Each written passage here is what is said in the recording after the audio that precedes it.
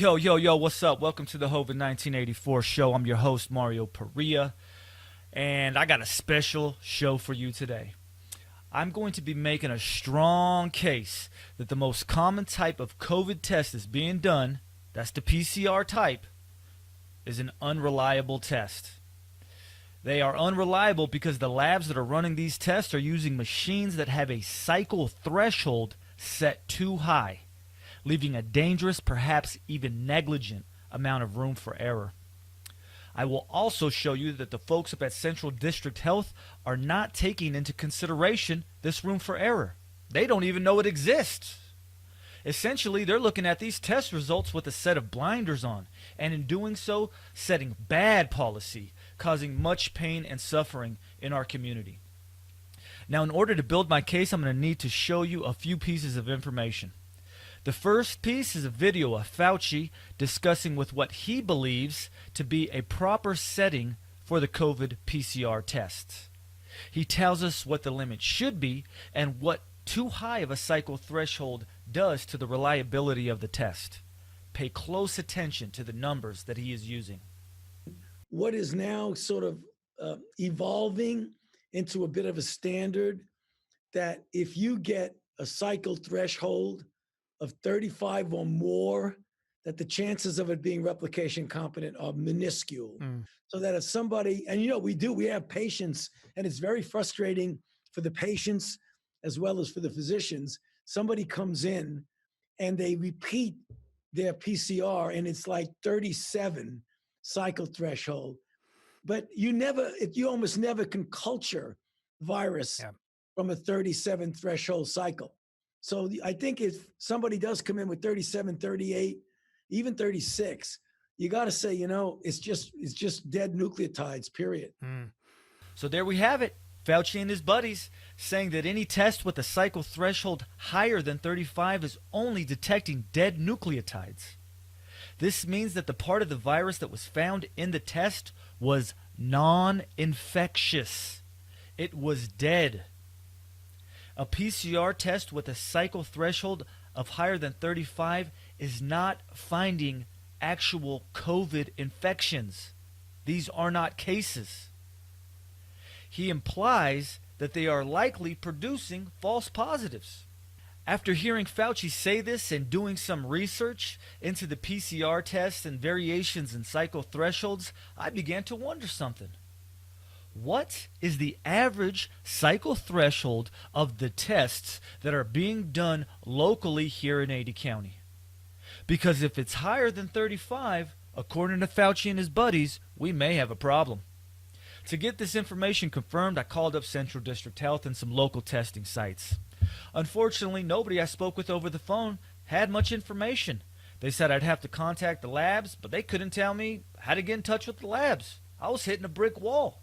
But I wasn't going to let that stop me. I figured since so much policy was being set around these COVID tests that perhaps one of our state reps could help me out. So I asked around for a little bit, and sure enough, I was able to find what I was looking for. One of our kind and concerned state reps gave me a spec sheet that they were given as part of a briefing on the Emergency Youth Authorization, aka the EUA. The EUA is what companies are using in order to get special permission from the government to fast-track COVID testing and vaccines. The spec sheet that I was given gives details about the PCR tests that are being used today for COVID. The maker of this test is the Flugent Corporation.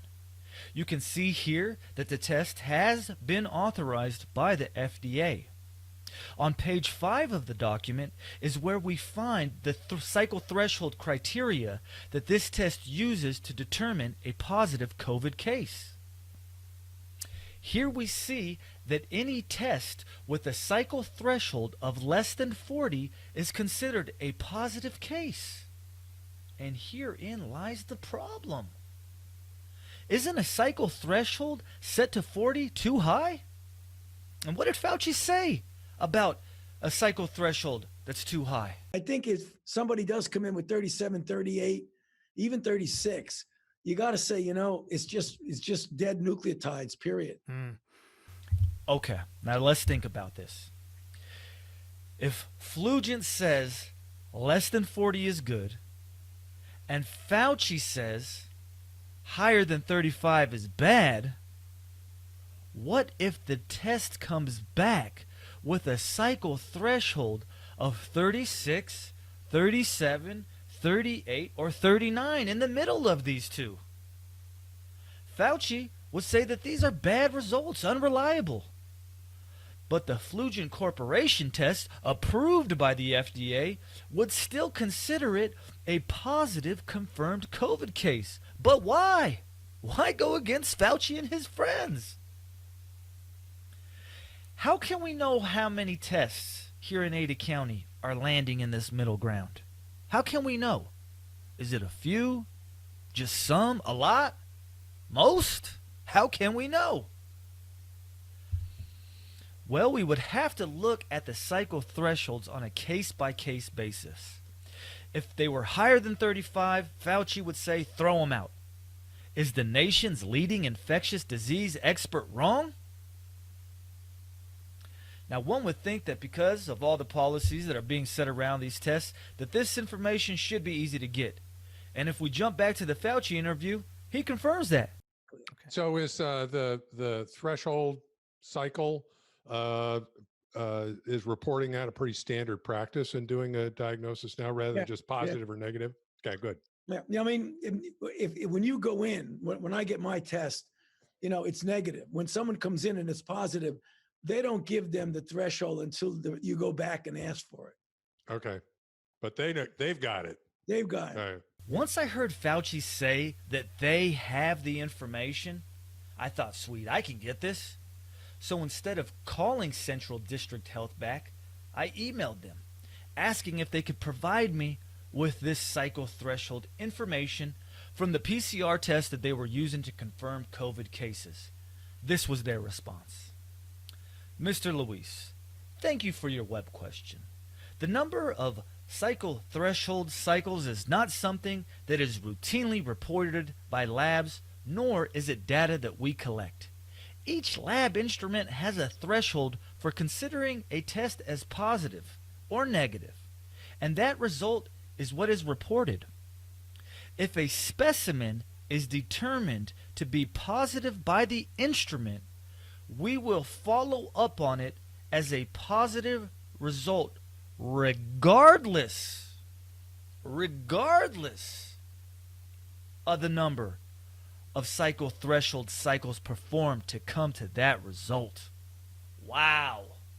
Really?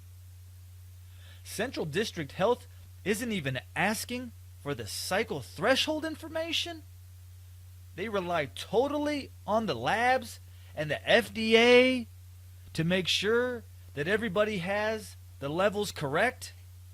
But what if they don't? I mean, I just shown you. The Flugent Corporation test is too high, at least according to Fauci. Does he know about this?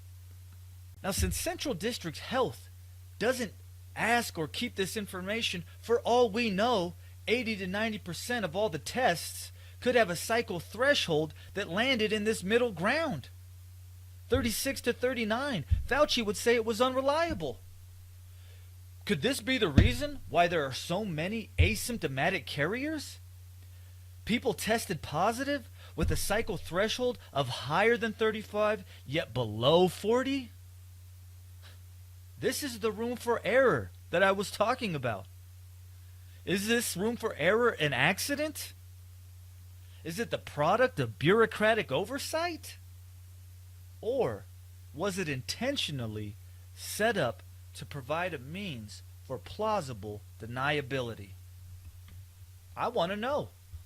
Because these lockdowns are no joke, and we are going to feel the pain that they have caused for many years, perhaps generations. We must hold the people calling for lockdowns to the highest standards. I believe that I have demonstrated a strong case that these tests are unreliable, and this matter requires immediate investigation. I'm requesting that our governor, mayor, health boards, news outlets, all do this investigation and provide us with answers. They need to explain to us why they are using tests that by Fauci's standards are unreliable, and they need to do it now. There you have it. That's my case. I hope that you take something away from this.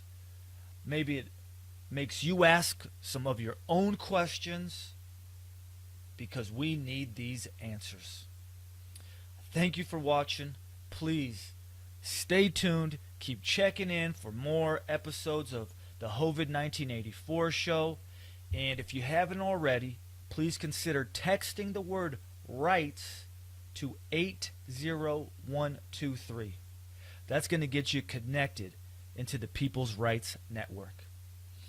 It is up to us to get this information out to our friends, neighbors, and families so that we can all be making informed decisions. Thank you again. Peace.